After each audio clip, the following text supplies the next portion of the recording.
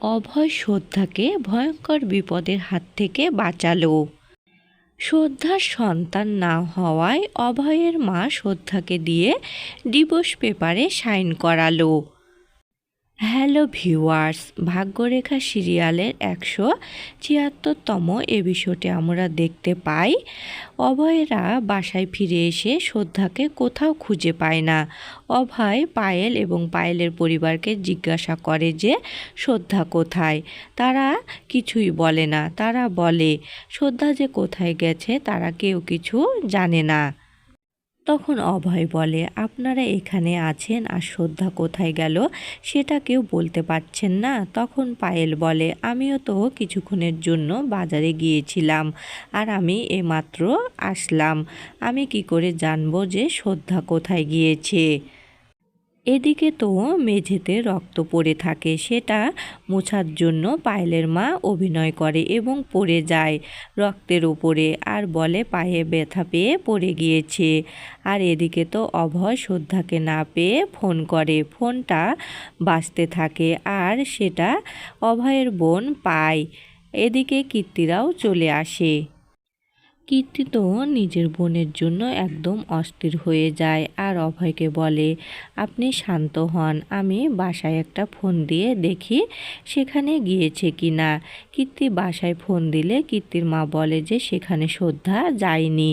এটা শুনে তো অভয় আরও অবাক হয়ে যায় আর ভয় পেয়ে যায়, তাহলে শ্রদ্ধা কোথায় গেল? অভয় বলতে থাকে, আমি আর শ্রদ্ধাকে কখনো একা ছেড়ে যাব না। অভয় তো শ্রদ্ধার চিন্তায় একদম অস্থির হয়ে যায়। বরুণ অভয়কে সান্ত্বনা দেয়। অভয় এক পর্যায়ে দেখতে পায় যে শ্রদ্ধার একটা জুতা মাটিতে পড়ে আছে। অভয়ের বুঝতে বাকি রইল না যে শ্রদ্ধা এ বাসার মধ্যে আছে। জুতাটা পেয়ে সেটা নিয়ে শ্রদ্ধাকে খুঁজতে যায়। এদিকে তো পায়েলের মা পায়েলের ভাইকে বলে, অভয় যদি বিষয়টা জানতে পারে তাহলে কি হবে? অন্যদিকে তো অভয় খুঁজতে খুঁজতে শ্রদ্ধার একটা কানের দুল পেয়ে যায় এবং দুল অনুসারে রুমে ঢুকে শ্রদ্ধাকে অচেতন অবস্থায় বাধা পায়। অভয় তো শ্রদ্ধাকে বুকে জড়িয়ে ধরে এবং বলে, শ্রদ্ধা, আমি তোমাকে ছাড়া আর কোথাও যাব না আর তোমার সাথে আমি কখনো ঝগড়া করব না। এবং শ্রদ্ধার জ্ঞান ফিরে আসে। তখন বরুণ বলে, শ্রদ্ধাকে এই রুম থেকে বাইরে নিয়ে চল। তখন অভয় শ্রদ্ধাকে নিয়ে বাইরে নিয়ে আসে। কীর্তি তো একদম অস্থির হয়ে যায় বোনের এমন অবস্থা দেখে। কীর্তি বলে, শ্রদ্ধার কি হয়েছে? তখন অভয় সবটা খুলে বলে যে শ্রদ্ধাকে বাঁধা অবস্থায় অচেতন অবস্থায় ঘরে পায়। এটা শুনে তো পায়েল কিছুটা চিন্তিত হয়, শ্রদ্ধা আবার সবটা সবাইকে বলে দিবে না তো। এদিকে তো সুযোগ বুঝে পায়েলের মা শ্রদ্ধার কাছে চলে আসে আর শ্রদ্ধার কানে কানে বলে, তুমি যদি সবাইকে আমাদের এই বিষয়টা বলে দাও তাহলে তোমার শাশুড়িও আমাদের সাথে ফেঁসে যাবে। আমরা যদি ফেঁসে যাই তাহলে তোমার শাশুড়িকেও ফাঁসিয়ে ছাড়ব। শ্রদ্ধা বিষয়টা বুঝতে পারে যে তার শাশুড়ি ফেঁসে যাবে, তাই সে কারো কাছে কোনো মুখ খুলে না। সবাই শ্রদ্ধার কাছে জিজ্ঞাসা করে যে তাকে এই অবস্থা কে করলো। তখন শ্রদ্ধা পায়েলের মায়ের শিখানো কথা বলতে থাকে।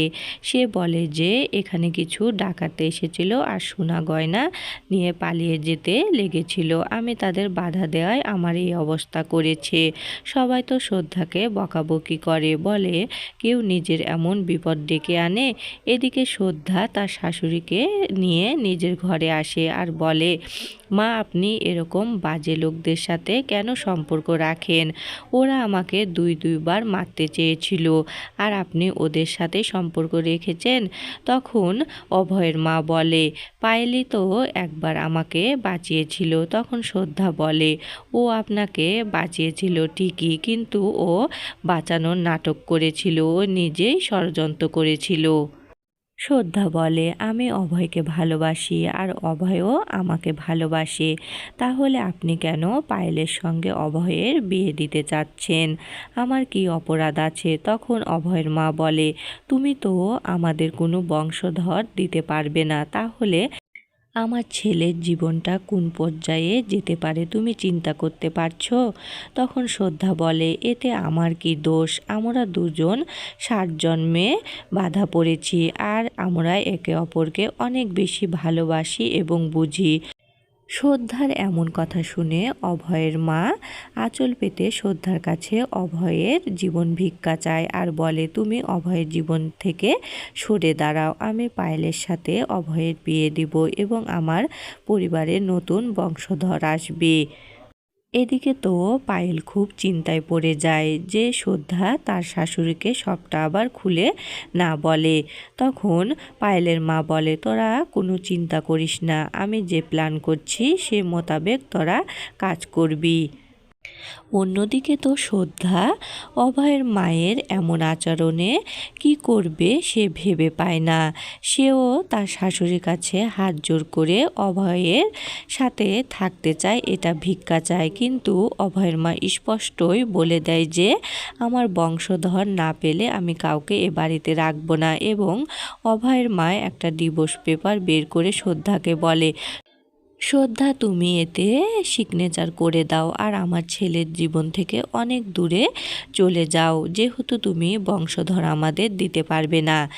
এদিকে তো বাইরে সবাই অপেক্ষা করতে থাকে আর ভাবে ভেতরে কি হচ্ছে আর শ্রদ্ধাই বা তার শাশুড়িকে কি বলছে।